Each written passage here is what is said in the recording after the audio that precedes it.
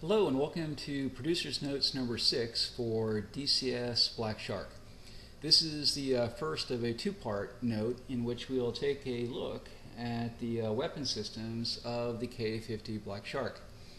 In this note we will be taking a look at the 2A42 30mm cannon, the UPK 23-250 gun pods, and then we'll wrap it up looking at the rocket system, the 80mm and the 122mm rockets. But before we put some rounds downrange, we'll go ahead and take a look at some of the control systems. To start with, we'll go ahead and enable the weapon system computer. And now down here, below the television screen, we have the primary weapon control panel.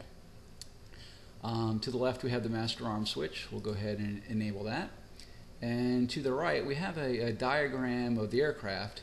And we have the fuselages in the middle and the two stub wings right and left.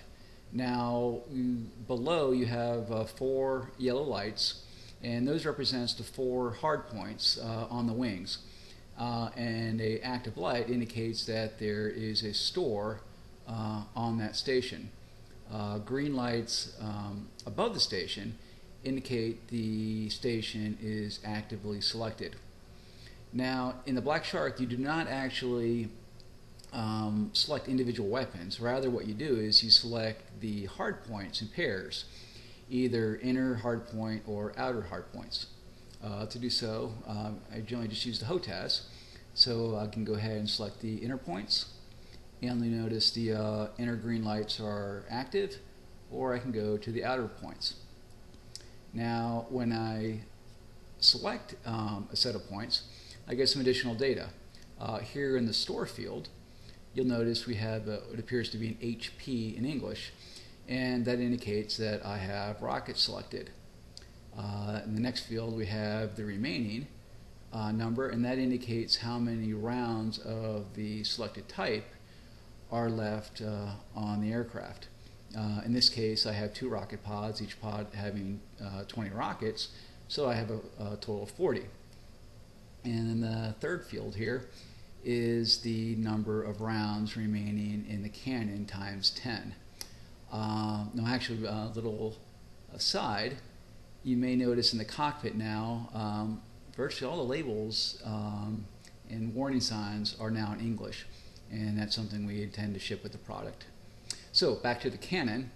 The cannon itself, again, is the 2A42 30mm cannon, which is actually the same cannon that is mounted on the BMP-2 infantry fighting vehicle. Very accurate weapon, can take out lightly armored vehicles out to 1,500 meters and unarmored out to 2,000. It's mounted on the right side of the fuselage of the Ka-50 and actually has the ability to traverse to a degree in azimuth and elevation and automatically lock onto a target that you first designate with the Schwal sensor. The gun itself actually has 2 different ammo belts. One for high explosive, HE, and one for armor piercing. Now right now we have the HE selected according to the switch down here, and we see that we have 240 rounds. I can switch this now down to the AP. Now I have the AP round selected, and I can see that I have 220 of those on the aircraft. But for now, I'll go ahead and I'll put that into the high explosive. Other functions on the panel include a air-to-air missile jettison switch, which currently the Ka-50 does not have such a capability, so it's inactive. The next button is your jettison switch, and this will punch everything off the stub wings except for the anti-tank guided missiles. If you do want to eject the anti-tank guided missiles, then you go to this switch, and this will rapidly fire them off, but in a non-guided mode. Between the two is the weapon arm switch, in that if you do jettison the weapons, you can select to have them armed or unarmed when they come off the aircraft. Below we have a set of 4 switches here.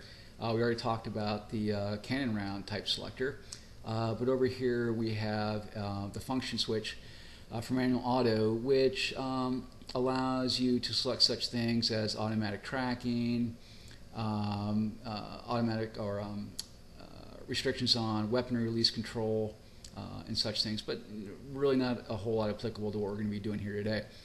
The next is the burst length indicator, and this ranges from 10 rounds per burst up to 20 rounds per burst. And not only does this apply for the cannon, but this will also apply for the rockets as well. Again, we talked about the round type selector, and then here we have the rate of fire for the cannon. When in the low setting up, it'll fire at 350 rounds per minute, and when it is down, it will fire at 600 rounds per minute.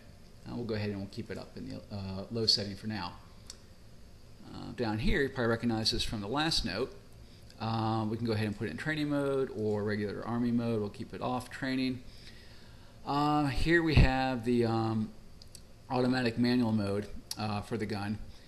We can have the gun either automatically slew to a designated target from the Shkval, or we can put it in a bore sight mode and have the Shkval sensor essentially bore sighted to that line of sight. For now, we'll keep an automatic mode. Here we can turn the laser on, and here are the general weapon modes. Right now we have the movie mode, which will again allow the cannon to be slewed around. We can put it in the fixed mode. Here we have the mode for backup ATGM. The next mode allows us to take the functions of the navigation computer to supplement the weapon computer if the weapon computer is damaged. And finally, this is kind of the inverse, where we can actually take the weapon computer and assist in navigation functions if the nav system computer is offline. Well, for now, I'll go ahead and put it back into the automatic movie mode. And come back out, reset.